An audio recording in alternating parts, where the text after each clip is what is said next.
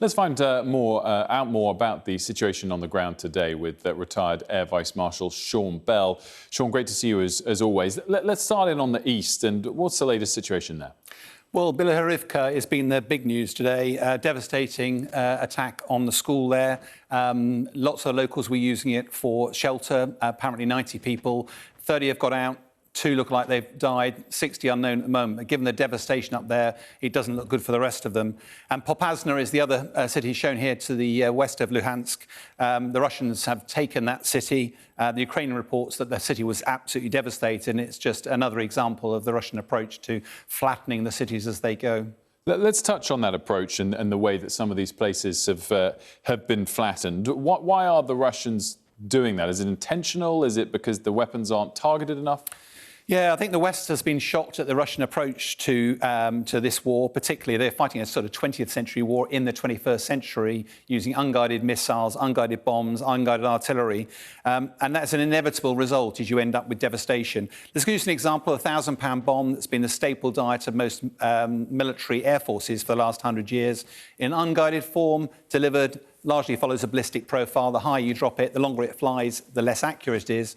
World War II, famously, these were, you get within 4 miles of a target, generally. That's why they had to have thousands of aircraft dropping thousands of bombs. And that ended up with carpet bombing of areas with massive casualties and massive infrastructure damage. And that's effectively what Russia's doing today. If we look at the next slide, what the West has done and invested considerably in the advent of smart guided weapons. And you see from the Joint Strike Fighter here, but the bomb here is the same sort of £1,000 bomb that was used in the Second World War. But at the front of it, you've now got a seeker head, which is either GPS guided or picks up laser energy. And on the rear of the weapon, you can see it's got tails which deploy and now fly that bomb to the target. Not 4 miles accuracy, now it's 4 foot accuracy. If you're going to hit a target, you can have a smaller charge, smaller casualties, smaller infrastructure damage. Incredible stuff. I'm hearing you explain all those details. So why isn't Russia using those more? Do they not have that type of weaponry? They do, but the simple answer is corruption. The simple weapon costs about £2,000. As soon as you put the guidance systems, it's about 10 times as expensive.